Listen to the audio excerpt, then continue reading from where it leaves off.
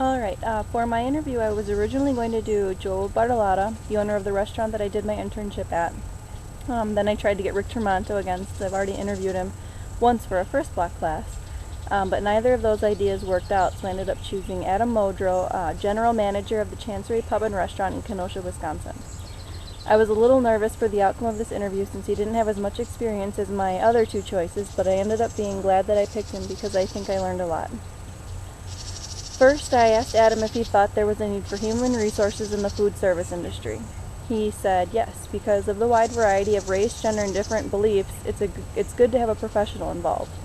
When a problem can't be solved at a store level, it's better received with human resources mediating for a solution. I asked him what he does to resolve conflicts that arise in his restaurant, and he said that he has a 5-minute conference talk with anyone involved, and if the problem continues, he uses a reprimand with consequences until corrective action is displayed. When asked how he deals with stress, Adam said that he just takes one step at a time because he knows he is the leader of the team and his expressions will be displayed to the entire staff. His coping mechanisms are taking deep breaths and letting his wife help him talk him through things when the day shows unexpected challenges. I also asked him a few questions in regards to the way he searches for new employees, hiring practices, and his training methods. He said that the internet has proven very effective in the world of hiring for excellence. It's free and it's posted almost immediately. And so far he hasn't had a hard time finding people. Some red flags he looks for when interviewing people are their reasons for leaving their last place of employment, low availability, short-term employment at previous job, and any criminal offenses. He also does background checks and reference calls to make sure quality of life is present. If someone has a blemish on their record or a bad referral, he tries to keep an open mind as they explain, but it's always better to know beforehand than to find out when it's too late. When it comes to training people, he lets the new employees shadow a trainer for 7 days and then gives them light or limited duty until they prove to be successful. Through his experience with new employees, there is one big lesson he has learned. That's to weed out know-it-alls at the gate.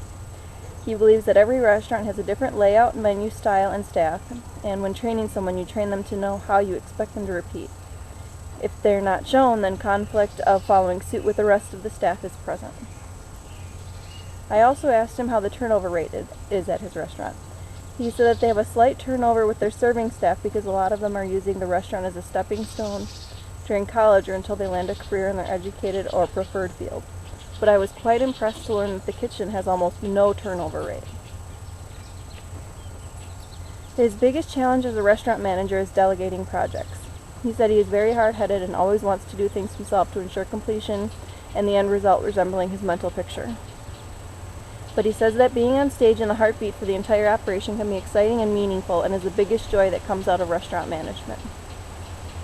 When Adam first started managing 11 years ago, he felt like the restaurant was going to blow up on his watch, but now he's confident and in control of daily routines and checklists. He has a better understanding of the costs and budgeting that helps make them successful. To motivate employees, he feels that interaction with the staff and being out on the front line is very important because nobody likes an office sitter. When he first started managing, he made his share of mistakes. One of the worst ones was his attitude becoming overconfident. He felt like he was always right. And he still feels like he's always right sometimes, but it's a work in progress. Adam's philosophy of managing people is whether you're in a corporate setting or a cell phone establishment, he believes that people will follow a leader that is confident, intelligent, fun, energetic, and comical. We are all in search of success and happiness, and being that well-rounded leader will ensure followers. The best advice someone has ever given him about running a restaurant is that you can't be a leader without followers.